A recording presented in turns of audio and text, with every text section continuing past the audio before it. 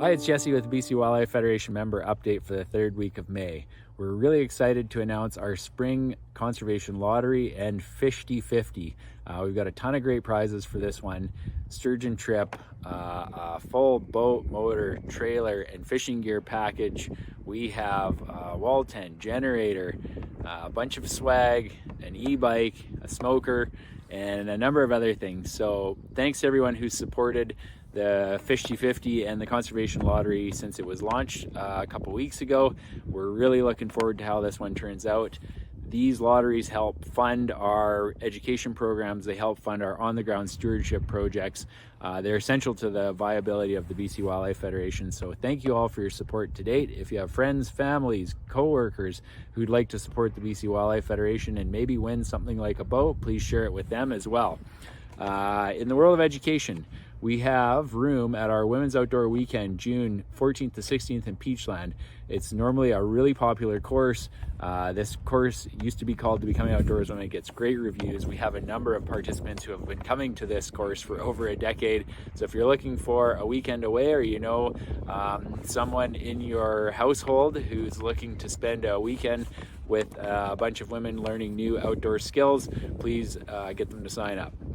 The other thing is, in the world of kids education, we have Wild Kidz camps in Nanaimo and Port Alberni in August, which are not sold out yet. They will be sold out, so here's your chance to get a kid involved. And we also have our Go Wild, which is a multi-day overnight camp in Peachland in July that is not full. All of our other kids camps are nearly maxed out, so here's your opportunity to get a kid enrolled in the outdoors for the summertime. In other news, lots of pictures and people talking about bear hunting, turkey hunting, and out fishing. We're finally getting some rain in the province, which is great. We have a whole bunch of issues with drought. Hopefully we get a bit more precipitation in the forecast, and hopefully everyone got out on May long weekend to enjoy what we all hold near and dear. In the middle of last week, the province announced the LEH Synopsis, which gives us a really good indication of what kind of hunting regulations we can expect to see in 2024.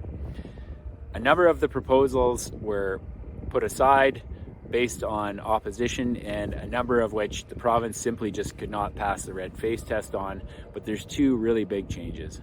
The first is a move from general open season to LEH in a number of roaded areas for moose hunting in the northwest, and the second is a move for all caribou hunting in the northwest from general open season to LEH. Now, this week marks the 2-year anniversary of the province's announcement to close all caribou hunting in the northeast, as well as a reduction of moose hunters, licensed moose hunters, by 50% and moose hunter harvest by 50% in the piece. And so all four of these regulation proposals have quite a bit in common. The Federation has spent the last couple of years getting a number of FOIs into the province dating all the way back to 2021.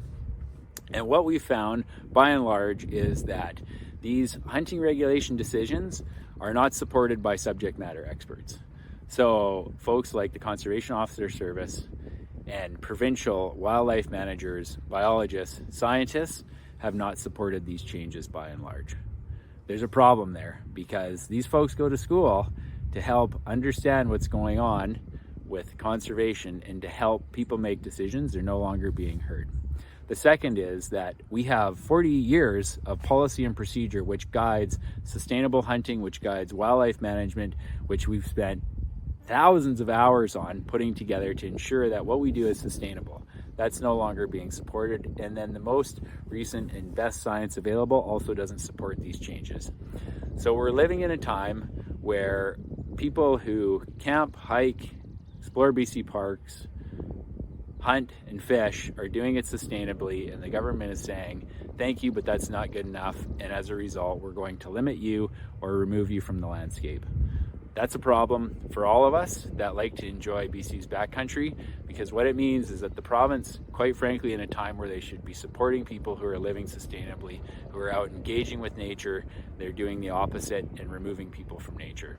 So what can you do? You can attend the BC Wildlife Federation town halls. You can engage your MLA. It takes 30 minutes every 3 months to get in front of your MLA and explain to them how important hunting, hiking, camping, BC parks, and fishing are to you.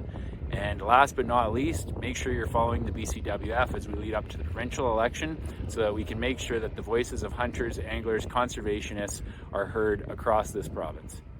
Sorry for the bad news for all the people who have booked float planes for this year's caribou hunt. I know the province won't apologize to you, but we will, and we'll do our best to ensure that science-based wildlife management is brought back to light here in British Columbia.